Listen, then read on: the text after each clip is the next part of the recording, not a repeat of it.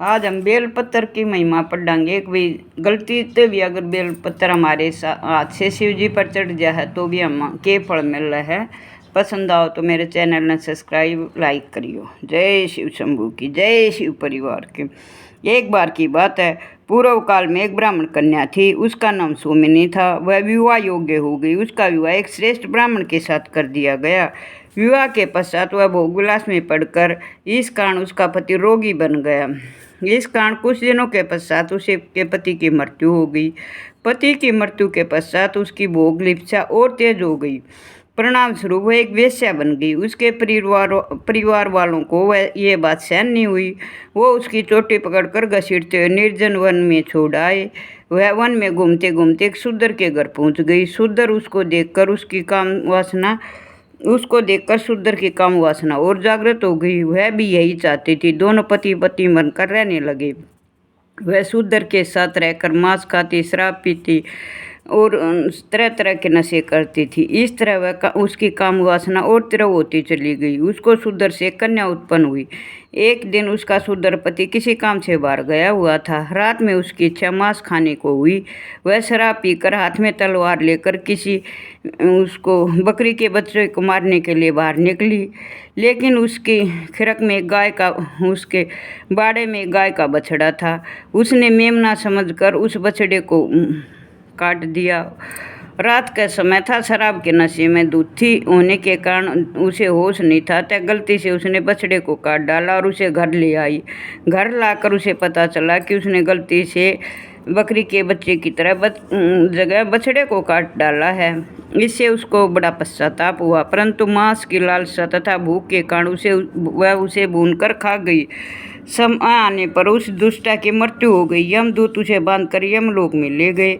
यमराज ने उसे गो हत्यारी जानकर उसको तरह तरह की यातनाएं दी। इसके बाद उसका अगला जन्म एक शूद्र चांडाल के घर यहाँ हुआ। उसको भयानक कोढ़ लग गया और वह जन्म लेती अंधी भी थी। उसके पास कोढ़ होने के कारण कोई नहीं आता था। एक दिन भूख प्यास से व्याकुल वह घूमती हुई उसने कुछ यात्रियों को देखा। वह भी उसके पास भिक्षा के लिए चली गई। यात्रीगण उस समय भगवान शिव के दर्शनों की बात कर रहे थे। वे आपस में वार्तालाप कर रहे थे कि माघ का महीना है, कृष्ण चतुर्दशी को शिव जी के दर्शन अवश्य करने चाहिए। अब वहाँ पूछकर उनके दर्शन अवश्य करेंगे। यह सुनकर चांडाली ने भी उस दिन शिव जी के दर्शन का निश्चय किया। वह रास्ते में भीख मांगते हुए गोकर्ण तीर्थ में पहुंच गई।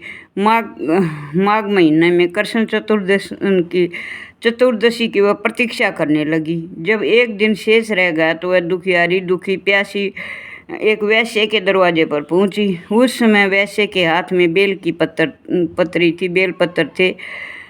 उस वैश्य ने भिखारन की आवाज़ सुनकर उसकी झोली में वह बेलपत्र ही लाकर पटक दिया। भूखी प्यासी भिखारन चांडाली ने झोली में हाथ डालकर देखा तो उसे बेल के पत्ते मिले। तो उन्होंने सोचा इसका मैं क्या करूँ। उसने बाहर फेंक दिए। वह बेलपत्र पृथ्वी पर न गिरकर हवा में उड़कर शिव जी के मंदिर में शिवलिंग पर जाकर गिर गए। उस बेलपत्र के शिव जी पर छू जाने से चांडाली के समस्त पाप नष्ट हो गई। इस दिन माघ कृष्ण चतुर्दशी थी। उस दिन उसे भीख में कुछ नहीं मिला था। इससे उसका निराहार रहकर व्रत भी हो गया और भूख के कारण वह रात भर जागती रही, इसलिए उसे रात्रि जागरण भी हो गया। शिव जी की इच्छा अनुसार उसी दिन उसकी मृत्यु हो गई। शिव की कृपा से विमान में बैठकर शिवलोक में चली गई। तो ये थी भाई बेलपत्र की महिमा। उसके गलती से हाथ से छू जाने से शिव जी पर जाके चढ़ गई तो उसको कितना फल मिला। तो हम श्रद्धा भाव से चढ़ाओ तो देख कितना फल मिलेगा। हर हर महादेव। जय शिव शंभू की, जय भोलेनाथ की, जय शिव शंभू की। हर हर महादेव।